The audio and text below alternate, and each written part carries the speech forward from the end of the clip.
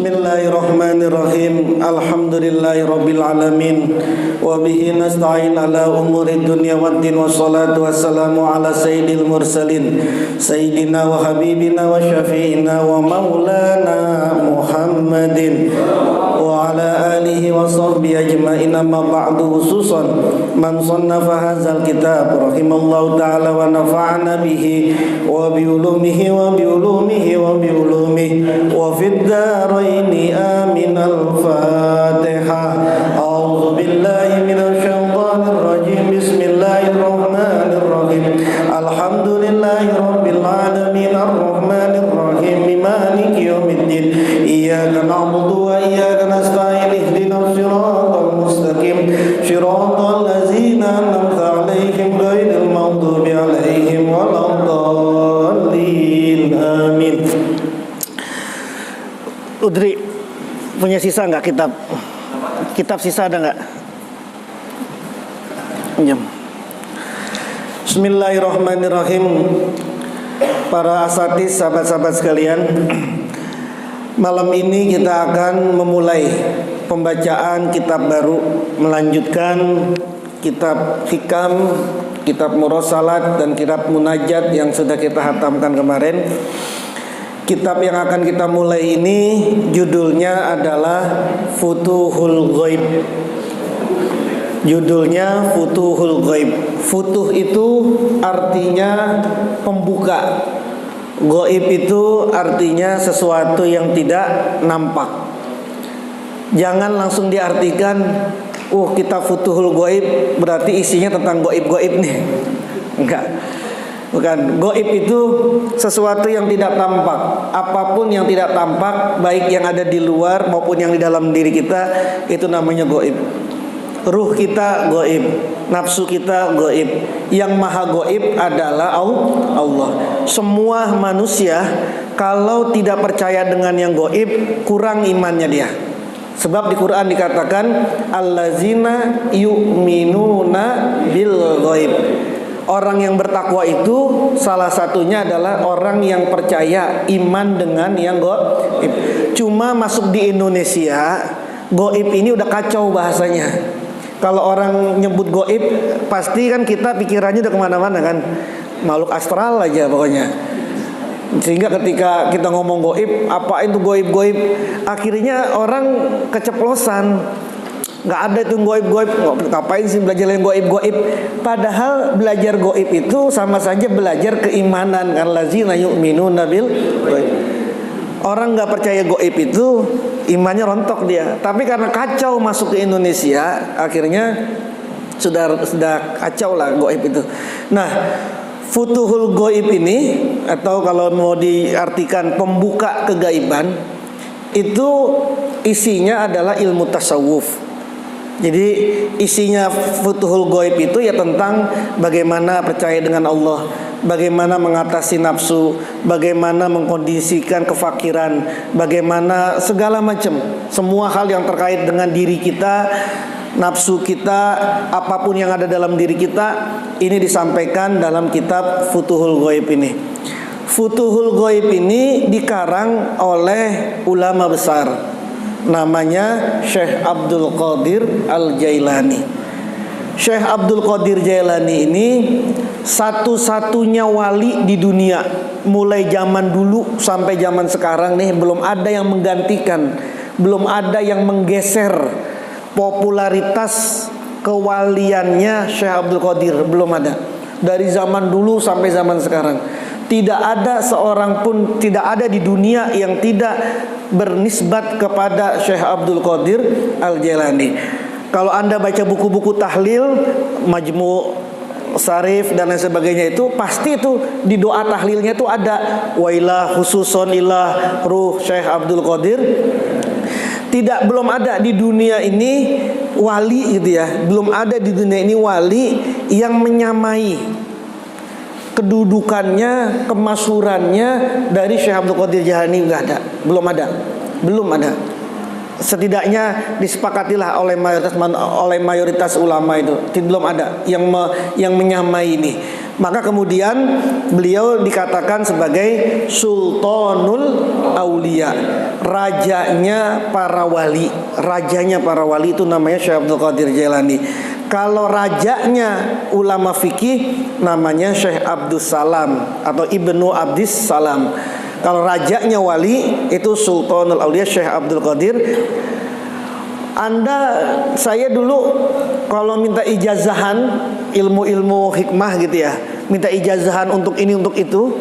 Kalau di Pulau Jawa tidak ada yang tawasulnya nggak pakai Syekh Abdul Qadir, tidak ada itu.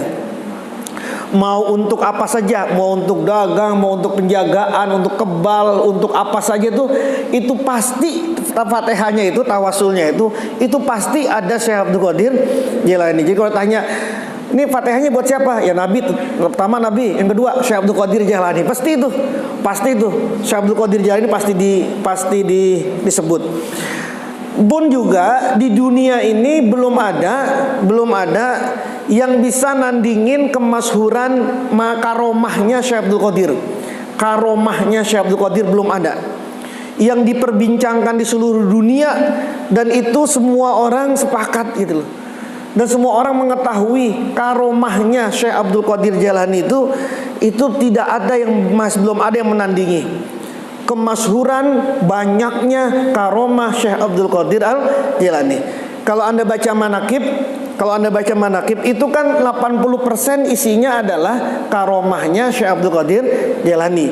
Kalau di manaqib di kita di TKN ini kan Pangersa Aba udah hampir 2 tahun ini tetap memaklumatkan setiap manaqib yang dibaca adalah mankobah rumputnya Tuan Syekh. Ini karena masalah taun ini belum rapi. Jadi setiap manaqib yang dibaca mankobahnya itu. Kalau dulu sebelum ada maklumat ini, ya manaqibnya macam-macam. Kalau bulan Ramadan manaqibnya apa? Bulan Ramadan Syekh Abdul Qadir manaqibnya adalah diceritakan tentang Syekh Abdul Qadir ikut berbuka puasa di 7 tempat yang sama, di 7 tempat di waktu yang sama. Gitu ya, di 7 tempat di waktu yang sama. Itu juga karomah. Banyak karomah Tuan Syekh Abdul Qadir, bahkan sebelum lahir pun sudah disampaikan. Misalnya Syekh Abil Qasim Junaid Al-Baghdadi 200 tahun sebelum Syekh Abdul Qadir lahir, Abil Qasim Junaid Al-Baghdadi suatu ketika lagi ngajar begini, langsung turun, lalu kemudian nunduk. Ketika nunduk langsung bilang, naik ke pundakku. Tiba-tiba begitu. Terus setelah selesai muridnya nanya, ada apa?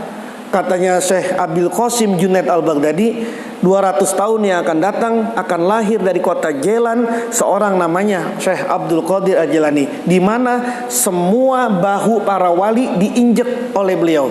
Jadi kaki beliau ada di pundaknya para wali, dan saya ingin diinjak oleh kaki beliau. Dan ini riwayat ini masyhur. Jadi itu namanya karomah. Kalau orang nggak percaya sama karomah, ya berarti tidak percaya juga sama mukjizat. Karena mukjizat itu diberikan kepada para nabi, kalau karomah itu diberikan kepada para wali. Jadi Syekh Abdul Qadir Al-Jailani ini orang yang paling masyhur karomahnya paling masyhur. Semenjak lahirnya Syekh Abdul Qadir, semenjak masanya Syekh Abdul Qadir Al-Jailani, beliau wafat tahun 561 Hijriah. Jadi terbalik dari 165 dibalik 561. Nah, 561 itulah Syekh Abdul Qadir ini wafat. Nah, dari zamannya Abil Qasim Al-Baghdadi, jadi mungkin dari zaman Nabi turun ke sahabat tabi'in sampai kepada Syekh Junaid Al-Baghdadi, nama torekohnya masih disebut dengan Torekoh Alawiyah, masih disebut dengan itu. Ada yang disebut juga Torekoh Hasaniyah Al-Basriyah yang nisbat kepada Imam Hasan Al-Basri. Sampai kepada Syekh Junaid Al-Baghdadi, maka semua toreko itu disebut dengan Torekoh Junaidiyah. Semua toreko itu disebut dengan Torekoh Junaidiyah. Jadi tasawuf mengikuti torekohnya Junaidiyah. 200 tahun setelah Imam Junaid Al-Baghdadi lahirlah Syekh Abdul Qadir Al-Jailani. Setelah Syekh Abdul Qadir Jailani, maka berubahlah ulama-ulama menamakan bukan lagi Thariqah Junaidiyah, tapi menjadi Thariqah Qadiriyah. Qadiriyah itu dari Syekh Abdul Qadir. Abdul Qadir, Qadir, kemudian menjadi Qadiriyah. Baru setelah itu muncullah pecahan, bukan pecahan-pecahan gitu, variasi-variasi dari Qadiriyah ini. Maka ada disebut dengan Naksabandiyah Jailani, kemudian ada yang disebut Naksabandiyah Qadiriyah, kemudian ada Qadiriyah Kholwatiyah. Nah, kalau kita Qadiriyah Naksabandiyah, nah itu dinisbatkan kepada Syekh Abdul Qadir Al Jailani. Nah, kitab Syekh Abdul Qadir Jailani ini banyak. Ada yang ditulis langsung sama beliau, ada yang ditulis langsung sama beliau, pakai tangan beliau langsung. Ada yang melalui diktean atau kumpulan yang ditulis atau transkrip dari ceramah beliau yang ditulis oleh murid-muridnya. Kalau yang ditulis langsung sama beliau, misalnya kitab Al-Guniyah. Guniyah itu tebal, isinya fikihnya ada, tasawufnya ada, akidahnya ada. Guniyah tuh, Al-Guniyah, tebal tuh, sekitar 500 halaman lah, tebal itu. Nah, terus ada kitab Sirrul Asror, ini gak terkenal. Itu juga ditulis langsung sama beliau. Ada kitab Tafsir Al-Jailani yang 4 jilid itu juga konon beliau langsung yang nulis. Nah, ada yang nulis bukan tangan beliau, tapi transkrip dari ceramah beliau, dari pengajaran beliau, lalu kemudian ditulis sama muridnya, lalu kemudian disodorkan kepada Tuan Syekh. Tuan Syekh, ini hasil transkripnya. Lalu kata Tuan Syekh, dibaca, oke, dah selesai. Judulkan kitab ini gitu loh. Nah, salah satunya adalah kitab ini, Futuhul Ghaib. Jadi Futuhul Ghaib, ada juga Al-Fathur Rabbani. Al-Fathur Rabbani itu lebih tebal lagi tuh. Nah, itu juga hasil transkrip seperti kitabnya Ar-Risalahnya Imam As-Syafi'i. Imam Syafi'i diminta oleh raja saat itu, oleh sultan saat itu, untuk membuat dasar-dasar hukum. Lalu kata Imam Syafi'i, dah coba saya akan terangkan, kamu tulis. Maka kemudian ditulis oleh muridnya, jadilah kitab Ar-Risalah. Ya, tetap dinamakan Risalahnya karangan Imam Syafi'i. Nah, Futuhul Ghaib ini juga begini. Futuhul Ghaib ini juga begini. Jadi kumpulan dari ceramah-ceramah beliau yang kemudian ditranskrip oleh muridnya. Siapa muridnya? Muridnya ini namanya Syekh Zain Al-Marsofi As-Soyyadi namanya. Namanya Syekh Zain Al-Marsofi As-Soyyadi. Itu yang mentranskrip. Ini yang mentranskrip atau yang menulis kitab Futuhul Ghaib ini, lalu kemudian disodorkan oleh Tuan Syekh, lalu kemudian iya sudah, maka kemudian kata Tuan Syekh, dah judulkan nama ini, kitab ini namanya Futuhul Ghaib. Lalu kemudian Syekh Abdul Qadir membuat muqaddimah, lalu membuat muqaddimahnya, membuat kata pengantarnya. Setelah itu baru kemudian disebarkan, jadilah kitab Futuhul Ghaib. Nah, kitab Futuhul Ghaib ini ada 78 makalah. Ada 78 hasil dari ceramahnya Tuan Syekh. Intisari dari ajaran-ajarannya Tuan Syekh itu ada 78. Ditambah 3 ini tambahan, yaitu dari anaknya Syekh Abdul Razak menceritakan bagaimana keadaan-keadaan saat wafatnya Tuan Syekh Abdul Qadir Al-Jailani. Jadi total kitab ini isinya ada 78 makalah, lalu kemudian ditambah 3 keterangan dari Syekh Abdul Razak, anaknya Syekh Abdul Qadir, tentang keadaan bagaimana saat Syekh Abdul Qadir wafat. Nah, kitab yang Anda pegang ini matannya, isinya. Di sini ada 2 kitab sesungguhnya, Futuhul Ghaib yang berupa narasi, lalu kemudian ada yang membikin syairnya. Lalu kemudian bikin syairnya, maka kemudian jadilah kitab itu. Akidahnya Aqidatul Bazil Azhaf. Jadi ada 2 kitab di sini. Jadi kita cuma baca 1 kitab saja. Kitab Futuhul Ghaibnya saja yang kita baca, gitu ya.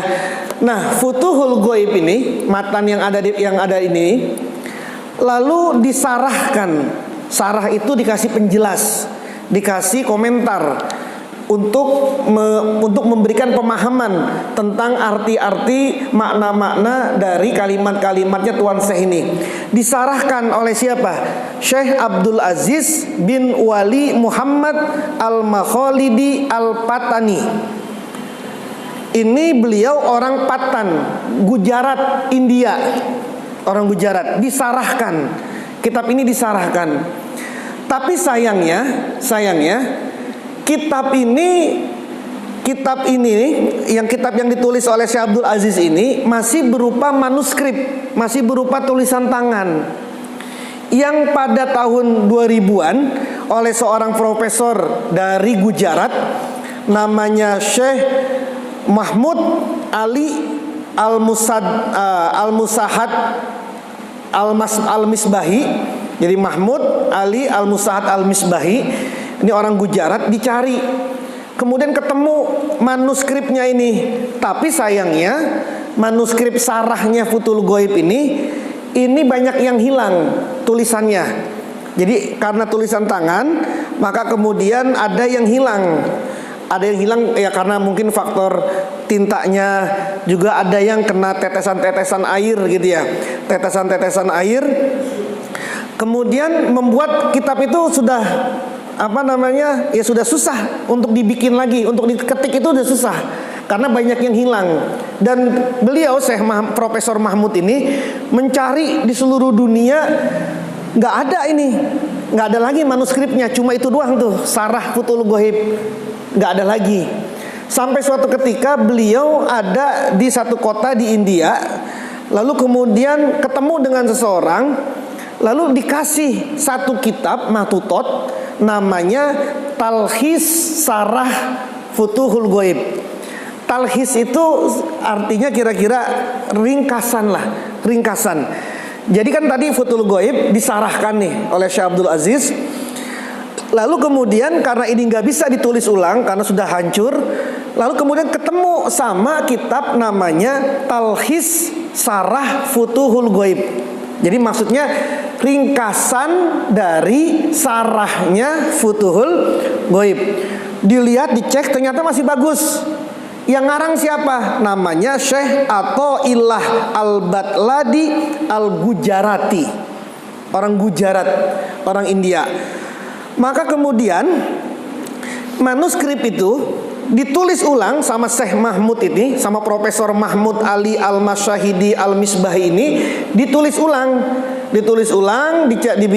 dibikin rapi, jadilah kitab ini, Talkhis Sarah Futuhul Ghaib. Nah, kitab inilah yang saya pribadi saya pegang ini. Jadi karena saya yang baca, saya megang kitab ini gitu. Karena saya nggak sulit untuk membaca kitab yang matan, apalagi itu kitab yang dalam-dalam kayak begini nih, kalau nggak baca kitab sarahnya gitu. Jadi ini untuk dampingin. Kayak kemarin baca hikam, saya nggak bisa baca hikam doang itu kalau tidak membaca sarahnya. Kalau kemarin yang saya baca kitab sarahnya itu Iqazul Himam, itu yang saya pegang. Jadi untuk mengerti tentang matan, untuk matan itu isi kitabnya gitu ya, maka butuh sarah, butuh kitab yang komentarin itu tuh, yang nanti mengetahui, oh ini apa sih, ini rujukannya kemana, oh ini maksud kata ini apa sih. Nah kemudian disarahkan. Nah itu maka kemudian saya pegang ini. Nah tapi ternyata ada beberapa teks yang berbeda dari kitab ini, karena dia ngambilnya, kalau beliau ini ngambilnya langsung dari Mahtutot, maka ada beberapa teks yang beda redaksinya, meskipun tidak terlalu signifikan sama kitab yang ada di sini, sama yang di kitab di sini. Jadi kalau misalkan nanti saya baca kitab lalu kemudian ada beda sigot, misalnya amkana dibaca makana, kalau di sini misalnya di sini makana, kalau di sini amkana. Di sini tarodin, kalau di sini taraddudin misalnya gitu. Nah itu sudah Anda artikan saja. Nanti sebisa mungkin kalau nanti ada perbedaan, saya akan sampaikan. Oh di kitab ini maknanya ini. Kalau di kitab ini tulisannya adalah seperti ini, gitu ya. Baik, kitab ini kita akan mulai baca. Karena dari awal sampai dari halaman pertama ini masih terjemah, maka kita baca halaman 15 sekedar muqaddimah. Halaman 15 di kitab itu halaman 15 muqaddimahnya. Muqaddimahnya dibaca di alinea keduanya. Karena alinea pertama itu komentarnya Syekh Abdul Razak bin Syekh Abdul Qadir Al-Jailani. Nah, muqaddimah ini saya tidak artikan, cukup saya bacakan saja. Nanti Anda harokati, nanti ketika sudah masuk ke pembahasan baru saya artikan. Bismillahirrahmanirrahim.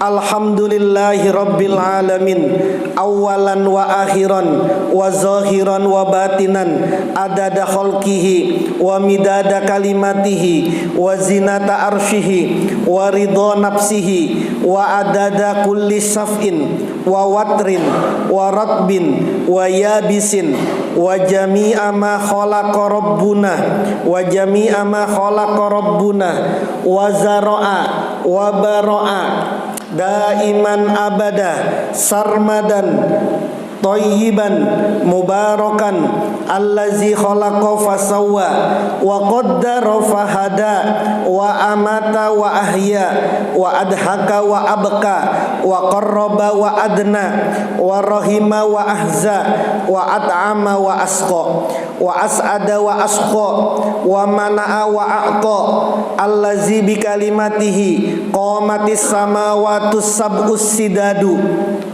wa biha russatir rawasiyu wal autadu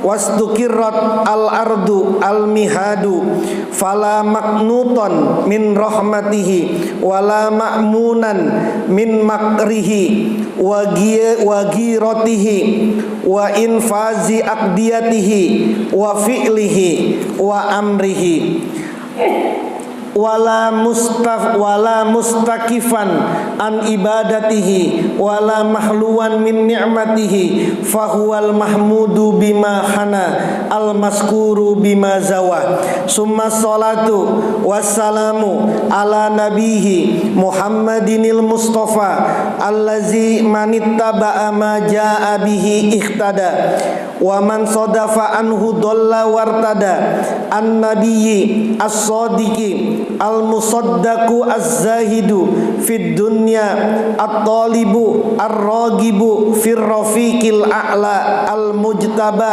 min khalqihi wal muntakhabu min barriyatihi allazi ja'al haqqu bimaji'ihi wa zahaqal batilu bizuhurihi wa asraqatil ardu binurihi summa salatu al-wafiyatu wal barakatu thayyibatu az-zakiyatu al-mubarakatu alaihi saniyan wa ala thayyibina min alihi wa ashabihi wat tabi'ina lahum bil ihsan al-ahsanina li rabbihim fi'la wal aqwamina lahu kila wal aswabina ilaihi tariqa wa sabila summa tadarruuna wa du'auna wa ruju'una ilaihi Rabbuna wa munsiuna wa khaliquna wa razikuna wa mut'imuna wa muskina wa nafi'una wa hafizuna wa kali'una wa muhyina wa zabu wa dafi'u anna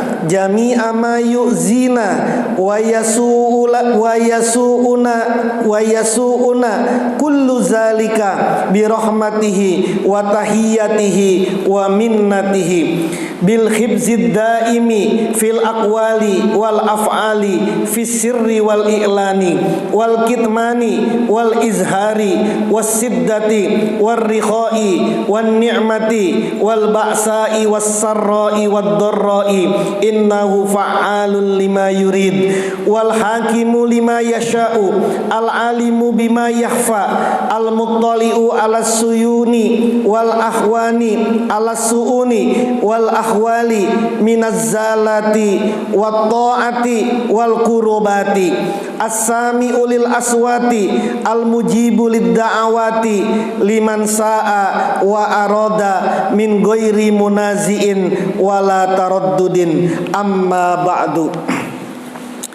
Setelah demikian semua alhamdulillah dan juga sholawat, beliau mengatakan fa inna ni'amallahi, maka sesungguhnya nikmatnya Allah. Kalau di teks itu alayya, atasku. Kasiratun itu banyak. Kalau di kitab ini alal ibadi. Kalau di situ kan alayya, nggak ada al ibad ya. Nggak ada al-ibad. Kalau di kitab ini ada al-ibad. Jadi kalau diartikan sesungguhnya nikmat-nikmat Allah atasku. Tapi kalau versi ini sesungguhnya nikmat-nikmat Allah atas hamba-hambanya. Kasiratun itu banyak, mutawatiratun terus menerus. Nikmat Allah itu banyak, mutawatiratun terus menerus, nggak berhenti-henti. Nikmat Allah itu banyak dan nggak berhenti. Fi ana'il laili, di sepanjang malam, wa atrafin nahari, dan sepanjang siang. Dari subuh sampai maghrib, dari maghrib sampai subuh, sepanjang siang, sepanjang malam. Wasaati, sepanjang waktu, sepanjang jam. Jam itu ya 24 jam. Wallahazoti, di bawahnya jam nih, wallahazoti dan sekejapan. Wallahazoti dan sekejapan, wal khotoroti dan lintasan hati. Wal khotoroti dan lintasan hati, wa jami'il halati, dan semua keadaan. Nikmat Allah itu banyak dan terus menerus, sepanjang malam, sepanjang siang, 24 jam, sekejapan, selintasan hati, di semua keadaan. Semua keadaan itu semua keadaan. Mau lagi sakit, mau lagi sehat, di situ pasti ada nikmat. Lagi sakit ada nikmatnya, lagi sehat ada nikmatnya. Lagi di rumah ada nikmatnya, lagi pergi ada nikmatnya. Lagi punya harta, lagi punya uang ada nikmatnya, lagi nggak punya duit ada nikmat. Fi jami'il halati, kama qala, sebagaimana berfirman siapa Allah. Kama qala, sebagaimana berfirman siapa Allah Azza wa Jalla, wa in ta'uddu ni'matallahi la tuhsuha. Wa in ta'uddu, dan jika menghitung siapa kalian. Ini Allah berfirman, wa in ta'uddu, dan jika menghitung siapa kalian semua. Menghitung apa? Nikmatallahi, nikmatnya Allah. Kalau kalian mau ngitung nikmatnya Allah, la tuhsuha, tidak akan bisa menghitung siapa kalian pada nikmat Allah. Ini ditantang loh sama Allah, ini ditantang. Allah nantang untuk meyakinkan kita ini bahwa rezeki itu banyak. Sampai Allah bilang, kalau kamu mau ngitung nikmat Allah, kamu hitung nih, gak bisa kamu hitung, gak bisa. Ini untuk menunjukkan banyak banget nikmatnya Allah kepada manusia pada kita. Wa qauluhu, dan firmannya Allah Ta'ala Azza wa Jalla, wa ma bikum min ni'matin, wa ma dan apapun bikum dengan kalian, min nikmatin dari nikmat, apapun kenikmatan yang ada kepada kalian semua, apapun yang kalian tuh punya dari sebuah kenikmatan, faminallahi, maka itu dari Allah. Jadi tegesin sama Allah, tidak bisa engkau menghitung. Hanya persoalan kita ini sebagai manusia, kita ini melihat nikmat itu cuma satu, paling enggak dua lah. Satu, nikmat berupa uang. Kedua, nikmat berupa sehat. Cuma dua ini nih maksimalnya kayaknya nih. Itu juga dua ini nih, sehat juga sekarang aja nih karena banyak corona. Kalau Anda dikasih nikmat, yang kita pikir nikmat itu cuma apa sih? Yang manusia pikir nikmat itu apa sih? Nikmat itu yang dipikir itu nikmat itu ya cuma punya uang itu namanya nikmat. Kalau yang lain-lain nggak kelihatan tuh nikmatnya tuh.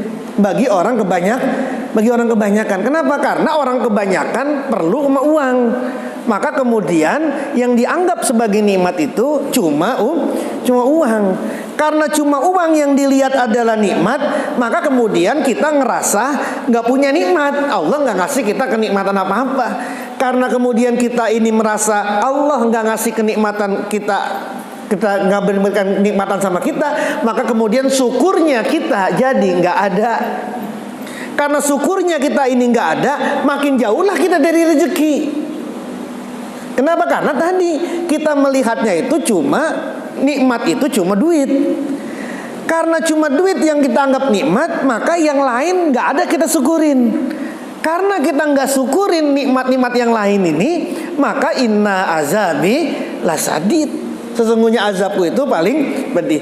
Anda kalau ada ustadz, orang berdoa, kiai berdoa, ustadz berdoa, Allahumma gfirli zunubi, aminnya kencengan mana? Tegesan mana? Allahumma gfirli zunubi atau Allahumma Allahumma rizukni rizqan halalan thayyiban mubarakah, mana? Atau bahasa Indonesia, ya Allah ampunilah diriku, sama ya Allah berikan rezeki kepadaku berupa uang. Mana kencengan? Mana tegesan mana itu? Tegesan mana itu? Tegesan mana? Diampunin sama Allah nikmat nggak? Nikmat. Ya jangan Allah kejauhan lah. Kejauhan. Anda dibandingin nih. Mudah-mudahan anak kamu soleh. Amin. Tapi kemudian mudah-mudahan engkau dapat uang yang banyak nih hari ini. Tegesan mana itu? Tegesan mana? Padahal anak soleh itu nikmat nggak? Nikmat. Sehat nikmat. Punya nggak ada urusan sama orang-orang nikmat, nggak dikejar-kejar sama orang-orang nikmat. Anak meskipun makan kita pas-pasan, anak nggak ada yang berulah macam-macam juga kenikmatan. Kita emang anak kita memang nggak bisa kita sekolahin yang tinggi-tinggi, yang keren-keren, yang mahal-mahal. Tapi bukan berarti orang yang nyekolahin anak itu dia nggak punya, dia pun mendapatkan kenikmatan dari sama kita. Dia mungkin bisa, tapi dia mungkin tidak mendapatkan kenikmatan berupa apa? Anaknya nurut apa enggak? Ngerti agama apa enggak? Bisa baca Quran apa enggak? Dia mungkin ini orang-orang kaya, anaknya udah bisa ngapain tapi nggak bisa baca Quran. Kita ini mungkin ya begini-gini saja, tapi anak kita ini udah bisa baca Quran. Itu nikmat bukan? Itu nikmat bukan? Kan nikmat betul itu. Mungkin kita ini rumahnya biasa-biasa saja, tapi ada orang yang rumahnya gede, terus kemudian banyak hartanya, tapi mungkin di situ dia nggak menemukan ketenangan. Dia ribut mulu di rumahnya, dia kabur mulu, nggak betah mulu, tetangga aja nggak punya. Anda kalau masih pakai pikiran kayak begini, mau tinggal di Raya Dalam apa mau tinggal di Pondok Indah? Coba, Anda sudah milih nih. Anda mau tinggal di sini yang banyak banget tetangga, banyak musola, banyak masjid talim, atau di Pondok Indah yang kalau anda kekurangan garam juga susah itu. Mau minta sama siapa itu? Milih mana? Milih mana? Kalau kita, kalau misalkan nih, ya kalau pokoknya, ya pengen si dua di sono ada, di sini adalah gitu. Di sana ya buat apalah gitu kan, di sini ya iyalah maunya. Tapi kan karena kita ini nih, karena frame kita, otak kita ini, mindset kita ini, rezeki cuma berupa uang, berupa materi, berupa harta benda, maka kemudian tidak terlihat tuh rezeki yang lain, kenikmatan yang lain tidak terlihat, itu sudah tidak terlihat. Padahal kasiratun mutawatiratun fi anal laili wa atrafin nahar wasaati wal lahazati wal khotorati wa jami'il halat. Jadi tidak ada sedetik pun yang Allah tidak kasih nikmat sama kita nih. Ini kan kita bisa ngopi, bisa ngerokok, ada nikmat nggak di situ? Coba dicabut aja nikmatnya berupa sariawan Anda, kan sudah hilang semua itu. Tapi kan nggak pernah kita nyukur-nyukurin yang kayak begini nih. Nah, itulah kemudian, ini kata beliau, inilah yang kemudian membuat kita ini kemudian menjadi orang gak bersyukur. Sebab ayat la in sakartum itu, kalau kamu ini bersyukur la azidanakum, aku akan tambahkan, itu bukan cuma Bukan cuma dalam arti Anda habis dapat proyek nih, hasilnya 10 juta, lalu kemudian Anda undang orang-orang, lalu kemudian Anda tasakuran. Enggak berhenti di situ, enggak begitu. Enggak cuma itu. Yang lain disyukurin nggak? Disyukurin apa? Ibadahnya tetap apa? Menyorot. Kalau sebelum dapat 10 juta ibadahnya rajin, tiba-tiba habis 10 juta ibadahnya nggak rajin, langsung meletot lagi, berarti udah nggak syukur itu. Meskipun kita udah tasakuran nggak nambah-nambah itu, tetap aja nggak nambah-nambah. Kenapa? Karena syukurnya itu bukan cuma di wilayah Anda punya duit 10 juta, atau Anda habis naik gaji, habis naik pangkat, habis naik kedudukan, naik jabatan, lalu kemudian Anda syukuran. Iya, itu benar, baik. Tapi kemudian yang lain disyukurin nggak? Terus hati kita masih tetap sama nggak? Sombongnya ini makin turun apa makin tinggi? Terus kemudian kepedulian kita sama orang itu makin tinggi atau semakin merosot? Dan lain sebagainya ini. Terus disyukurin nggak lainnya ini? Gitulah. Kalau kemudian ini disyukurin yang lain-lainnya, la azidanakum, sudah itu pasti aku akan tambahkan. Kita nggak punya apa-apa ini, kita emang belum dapat rezeki, belum dapat uang berupa, tapi yang lain disyukur-syukurin nih. Lain disyukur-syukurin, ya tetap aja nggak punya rezeki, tetap aja kita mengaji, tetap aja kita zikiran, tetap aja kita sholat, kita syukur-syukurin yang lain ini. Kita punya anak, kita punya istri, kita punya keluarga, syukur-syukurin semuanya. Wah iya emang nggak punya duit, tapi kan gue punya keluarga, gitu ya. Terus yang segala macam, tapi kan gue punya teman-teman di sini, gue punya komunitas, itu kan disyukurin semua. Maka kemudian nanti syukur-syukur itulah yang kemudian akan mengantarkan kepada rezeki yang lain. Jadi gitu ya. Jadi mindset manusia kebanyakan yang namanya rezeki itu, nikmat itu ya cuma uang sudah, paling banter ya sehat, itu pun juga karena ada corona gitu ya. Makanya alhamdulillah udah sehat aja dah. Tapi kan masih kelasnya masih di bawah rezeki kan, masih di bawah uang kan, itu sehat itu. Masih di bawah uang kan daripada nikmat sehat. Kalau semuanya disyukur-syukurin gitu, semua disyukur-syukurin semua, maka itulah yang kemudian la azidan nakum. Tapi kalau kemudian nikmat-nikmat ini tidak, maka kemudian itulah wa inna azabi lasyadid. Nah, orang beribadah itu dalam rangka salah satunya adalah mensyukuri nikmatnya Allah. Jadi naik tuh tahapnya tuh, bukan lagi cuma untuk nyari pahala, nyari surga, biar nanti kagak dapat siksa. Enggak, itu sudah naik ke atasnya apa? Bersyukur saya udah dikasih ilmu, dikasih agama, dikasih kesehatan. Bersyukur saya sholat untuk apa? Saya syukur kok. Itulah yang kemudian dilakukan oleh baginda Nabi. Ketika Nabi kan sudah dikatakan liyaghfira lakallahu ma taqaddama min dzanbika wa ma ta'akhkhar. Engkau itu Nabi udah diampunin, dosa yang lalu udah diampunin, yang akan datang juga udah nggak ada. Itu udah diampunin. Tapi Nabi tiap malam masih tahajud. Itu pun lama tahajudnya, kakinya sampai bengkak-bengkak. Kalau lagi istighfar mesti nangis, karena Nabi tidak kurang dari 70 kali baca istighfarnya. Itu nggak tahu istighfar yang mana, tapi 70 kali Nabi, dan itu mesti nangis. Padahal udah liyaghfira lakallahu ma taqaddama min. Aisyah nanya, Nabi, kamu kan udah diampunin, jangan gini-gini banget apa? Udah, kira-kira begitulah kalau bahasa kitanya. Engkau kan udah diampunin nih, masa iya engkau masuk neraka? Nggak mungkin banget. Masa Nabi masuk neraka? Gimana umatnya gitu ya? Jangan begini-gini banget apa ibadah malam kok sampai begini banget sholatnya segala macam gitu ya. Apa kata Nabi? Apakah saya tidak boleh menjadi abdan syakuran?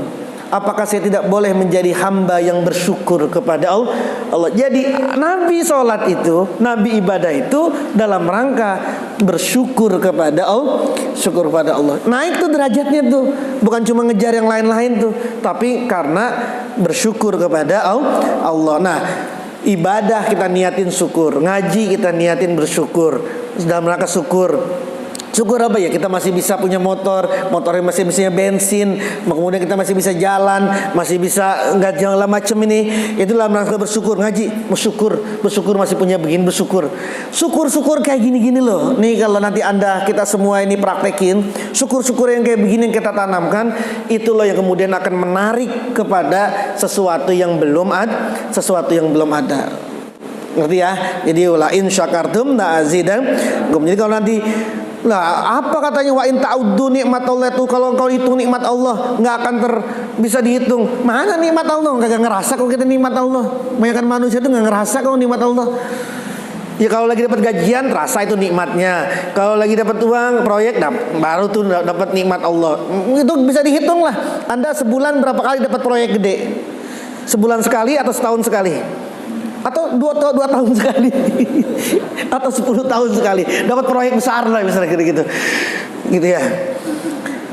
Ini gimana menghitungnya? Nggak bisa, bukan, karena nikmat itu kasyiratun mutawatiratun. Nah, fala yadani maka tidak ada kedua tangan li padaku, wala janana dan tidak ada hati li padaku. Ku-nya Syekh Abdul Qadir nih ya. Wala lisana dan tidak ada lisan li padaku. Fi ihsaiha di dalam menghitungnya nikmat. Fi ihsaiha di dalam menghitungnya nikmat. Wa i'dadiha dan mengangkakan, memperhitungkannya nikmat. Fala yudriku maka tidak dapat menemukan. Fala yudriku maka tidak dapat menemukan pada nikmat-nikmat Allah. Apa yang tidak bisa menemukan? At-ta'dadu pembilangan. At-ta'dadu pembilangan. Nggak ada 1 miliar, 2 miliar, 1 triliun, apa di atasnya triliun. Nggak ada, sudah tidak menemukan angka ini, tidak bisa menemukan. Itu ditantang loh sampai kayak gitu. Angka berapa? Tidak ada angka yang bisa ngitung. Pembilangan nggak ada. Wala tadbutu dan tidak dapat menjangkau. Wala tadbutu dan tidak dapat menjangkau pada nikmat al-ukulu akal. Al-ukulu akal wal azhanu dan pikiran. Wal azhanu dan pikiran. Wala yuksi dan tidak dapat membayangkan. Wala yuksi dan tidak dapat membayangkan pada nikmat al-jananu hati. Al-jananu hati, wala yu'abbiru dan tidak dapat mengungkap. Wala yu'abbiru dan tidak dapat mengungkapkan anha dari nikmat al-lisanu lisan. Tangan nggak bisa, hati nggak bisa, lisan nggak bisa menghitungnya. Terus akal tidak bisa menjangkau, hati tidak bisa membayangkan, lisan tidak bisa mengungkapkan kenikmatan Allah, tidak bisa itu. Nah, tapi di sini famin jumlatima maka sebagian dari sejumlah kenikmatan. Famin jumlatima maka itu sebagian dari jumlahnya nikmat.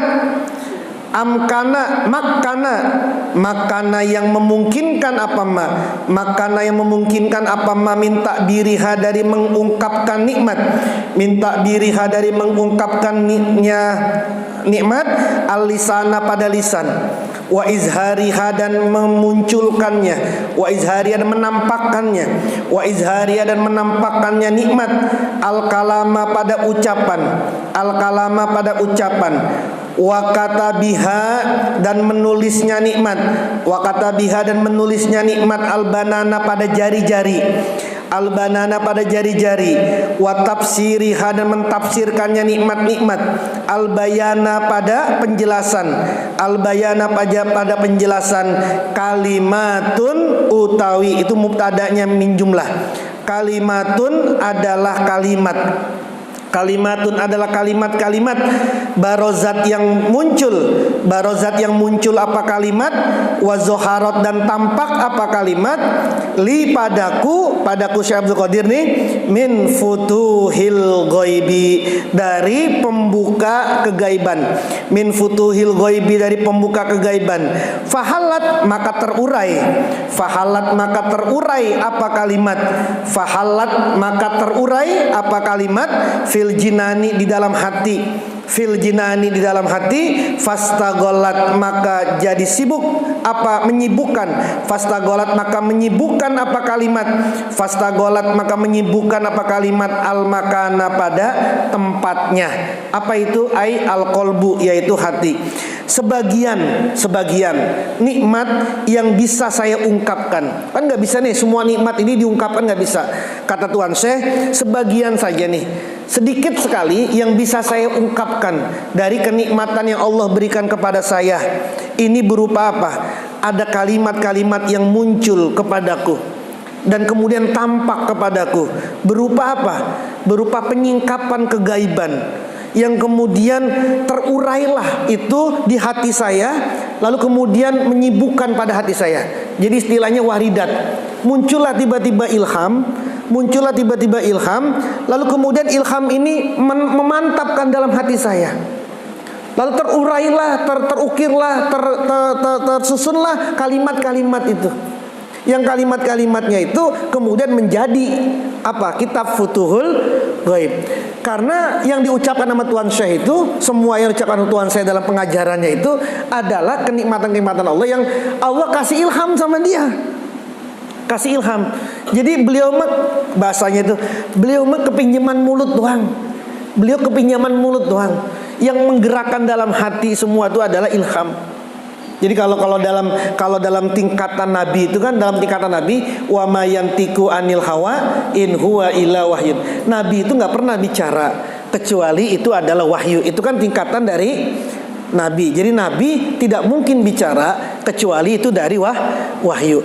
Wali Allah tidak mungkin dia bicara kecuali itu dari ilham. Gitu loh bedanya. Gitu ya. Kalau Nabi tidak mungkin bicara kecuali itu wahyu dari Allah.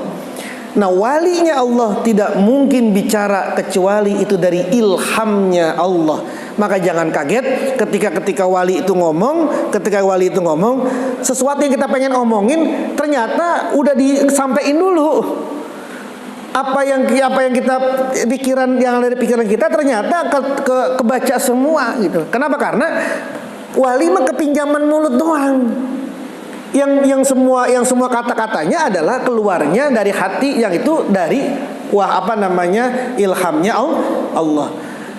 Maka pernah suatu ketika Tuan Syekh itu bilang, keluar ke majelis taklimnya cuma ngomong begini doang. Assalamualaikum warahmatullahi wabarakatuh. Barusan ikan saya dimakan sama kucing. Langsung nangis ribuan orang yang ada di situ. Cuma ngomong begitu. Nah, ini diceritakan oleh anaknya Syekh Abdul Wahab. Ini diceritakan, ayah saya suatu ketika keluar ke majelis cuma bicara, barusan ikan saya dimakan sama kucing. Semua orang nangis.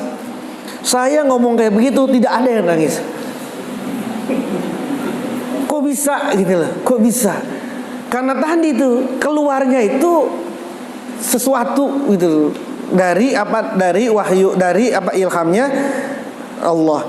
Nah, dari situlah kemudian fa'antajaha. Nah, habisin satu bait ya biar nanti selesai. Fa'antajaha maka tampak ha pada kalimat wa abroza dan jadi jelas ha pada kalimat sidqul hali apa benarnya keadaan fatawalla maka menguasai ibrozaha pada tampaknya kalimat. Apa yang menguasai terhadap tampaknya kalimat? Lutful mannani latifah, kelembutannya Allah yang maha memberi anugerah. Lutful mannani, kelembutan al-mannani, Allah yang maha memberi anugerah. Wa rahmatu rabbil anami, dan rahmatnya Tuhannya para makhluk. Wa rahmatu rabbil anami, dan kasih sayang rahmatnya Tuhannya para makhluk. Di mana? Fi qalibi sawabil maqali, di dalam bentuk benarnya ucapan. Fi qalibi sawabil maqali, di dalam bentuk benarnya ucapan. Muhajjatan yang dijadikan argumen limuridil haqqi, limuridil haqqi, pada orang yang menginginkan kebenaran, limuridil haqqi, bagi orang yang menginginkan kebenaran, wattulabi, dan para pelajar. Inilah yang kemudian akan dimulai al-maqalatul ula. Jadi apa yang disampaikan sama beliau ini, beliau menegaskan, inilah sebagian dari apa yang Allah kasih nikmat kepadaku dan aku bisa menyampaikannya. Berupa apa? Berupa tadi sesuatu yang menancap ke dalam hati saya, semuanya kemudian menguat, lalu tersusunlah kalimat-kalimat itu, lalu kemudian keluarlah dari mulut fi sawabi fi qalibi sawabil maqal tadi itu. Maka kemudian semua yang ada di sini intinya adalah hasil dari ilham dari Allah Subhanahu wa taala. Wallahu a'lam bishawab.